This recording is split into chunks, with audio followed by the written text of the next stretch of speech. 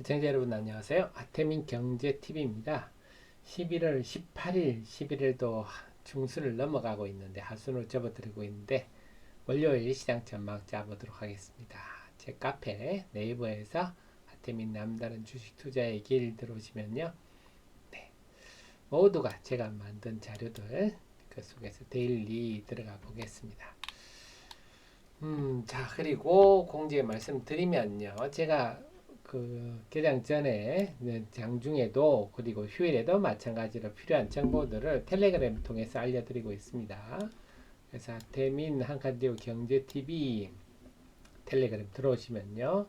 네, 텔레그램에서요. 특히 제가 주말에 요게 떴네요. KBTV, KB증권에서 하는 거죠. KBTV에서 이 전문가 샤를 군사 이재환 대표를 모시고 이 한 내용이 상당히 내용이 괜찮습니다. 특히 이 내용 중에 13분부터 끝까지 이 휴먼 테크놀로지에 대한 드론 탐지 레이더에 대한 내용들이 이 전문가 의견이 자세히 나와 있으니까 이거 보면 여러분이 간단히 해결되실 것 같은데 휴먼 테크놀로지 홈페이지 들어가서 밀리테크 쪽 들어가 보면 네, 휴먼 테크놀로지와 도리스 스퀘어가 협업하고 있는 부분.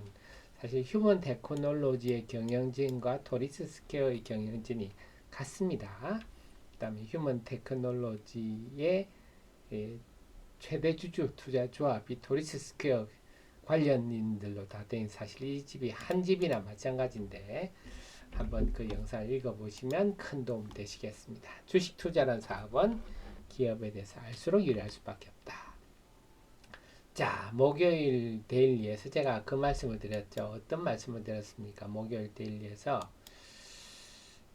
삼성전자가 지금 극단으로 가고 있다 하면서 지금 뭔가 분위기가 달라지고 있다. 극단은 극단으로 통한다. 그런 말씀을 좀 드렸었죠. 자, 그래서 요 관련해서는 우리 그 수요일 데일리에도 그런 내용을 제가 좀 썼죠. 극단이 극적인 반전으로 이룰까? 이게 수요일 날 데일리에서 이렇게 목요일 데일리에 이걸 썼군요. 그래서 우리가 극단이 뭐냐 하면 삼성그룹의 일가, 홍라리 씨, 이부진 씨, 이서진 씨 등이 상속세 납부를 위해서 삼성전자 주요 담보로 대출받았는데 이게 담보 부정이 났다. 과연 우리나라에서 최고 부자가 이럴 정도면 삼성전자 주주들은 말할 게 없겠죠. 이런 극단적인 향상 항상 뭔가 극적인 반전으로 이어지는데 그게 나타났네요. 네. 자, 그래서 대규모 자사주 취득을 하겠다. 자, 18일부터 월요일부터죠. 2월 17일까지 한 3조 정도 사겠다. 보통주와 우선주를. 그래서 그 영향으로 외국인들이 삼성전자를 금요일 날 순매수를 돌아섰습니다. 야, 이게 얼마만입니까? 자, 그래서 1535억 산대 이게 240만 주입니다. 이게 8월 16일 이후 최대. 삼성전자를 외국인이 8월 23일부터 집중 매도했어요. 그러고 보면 삼성전자에 대한 집중 매도가 시작된 이후에 가장 큰 폭의 순매수다. 이렇게 해석이 됩니다. 그동안 8월 23일부터 11월 14일까지 외국인들은 삼성전자를 무려 17조나 순매도했어요. 하루 평균 3,200억씩 팔았네요. 이러고 보니까 하루 평균 3,200억씩 팔아? 그러면 지금 삼성전자가 보통주 우선주 합쳐서 3조를 산다고 하는데 그럼 이거 9일분밖에 안 되겠네. 10일분도 안 되겠네. 이런 산술적 계산이 됩니다. 자, 그래 넉넉 잡아 11분밖에 안 돼서 뭐 내년까지는 뭐 고사하고 당장 11월에 순매수가 다 끝나서 자사주 취득이 끝날 수 있지 않겠느냐 하는 걱정도 드는데 하지만 또 반면에 보면 8월 하순 8월 23일부터 외국인들이 적극적으로 순매도를 시작했다고 했는데 요때 주가가 한 7만 8천 원 정도 했어요. 근데 지금은 5만 원대 초반 아닙니까? 그러니까 그때랑 지금은 가격이 달라서 이때야 뭐 7만원 이때야 뭐 적극적으로 팔았지만 5만원 가격에서는 적극적으로 팔까? 그건 또 의문 아니겠습니까? 그래서 결국은 어쨌거나 저쨌거나 삼성전자한테는 상당한 주가 안정 환경이 조성되었다. 하는 거 분명한 것 같고, 그래서 근데 과연 월요일부터 외국인이 어떻게 그래서 월요일 외국인의 삼성전자에 대한 태도가 매우 궁금하다. 이 태도에 따라서 이번 자사주 취득의 소위 말하는 그 약발이 얼마나 갈지 그게 나타날 것 같습니다. 결국 삼성전자의 자사주 취득 효과가 얼마나 나타날지는 월요일날 외국인 태도 보면 답이 나올 것 같다. 하지만 어쨌거나 당분간은 주가 안정의 환경은 조성되었다. 그 다음에 제가 그 말씀드렸죠. 코스닥 시장의 하락 종목 수가 1000개 넘는 날이 4거래일 연속 되는 것은 굉장히 이례적이라고 그랬습니다. 1년에 한 번 있을까 말까. 근데 2023년과 올해는 조금 많은 편인데 한 두세 번, 서너 번 되죠. 5일은 없었어요. 이게 5일은 없었는데 이 말씀도 제가 다 과거 사례를 분석해서 알려드렸는데 역시 지난주 금요일날 상승 종목 수가 하락 종목 수가 많으면서 이 새로운 서글픈 기록은 세워지지 않았습니다.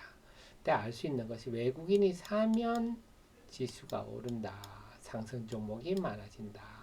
결국 코스닥 시장은 외국인의 절대적 영향에 놓여 있구나. 이게 뚜렷이 드러납니다.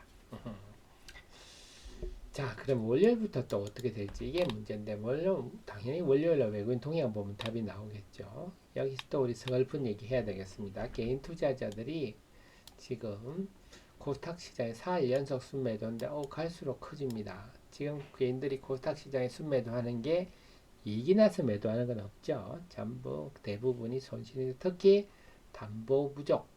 그러니까 화요일부터 조짐이 나타났어요. 화요일부터 오후장 분위기가 안 좋았는데 수요일부터는 확실히 2시 전후부터 매물이 쏟아졌고 목요일 금요일은 개장 초부터 개인들의 순매도 쭉 나오다가 2시 전후부터는 더 나오는 이런 양상입니다. 결국 개인들의 담보 부족 물량들 나온다 봐야 되겠습니다. 그러니까 정확한 담보 부족 회피 물량이라 해야 되겠죠. 그 다음날 아침에 반대 매매 나갈 수는 없으니까 행여나 혹시나 하고 지켜보다가 2시쯤 되면 체념하고 매물을 내놓는. 자, 다행스러운 거는 금요일 날은 상승 종목이 더 많았기 때문에 월요일 날은 담보 부족 회피 매물의 압력은 많이 줄었다. 근데 어쨌거나 목요일 금요일은 이런 개장 전부터 개인들이 팔다가 한 2시 전부터 그 금요일 같은 경우는 한 1시 반부터 쭉 팔았네요. 쭉 파는 개인들이 이런 경향을 보이고 있다. 자, 그래서 근데 이런 상황에서 삼성전자가 그나마 대규모 자사주 취득 공시를 하면서 뭔가 반전의 계기가 마련되는 한 시점에서 이게 뭡니까? 나스닥 지수가 2.2%나 하락해 버렸어요. 그래 우리가 통상 주가가 한창 상승한 기후 끝 부분에 나타나는 이런 음봉들, 큰 폭 하락들은 일단 매도하는 게 경험적으로 좋았습니다.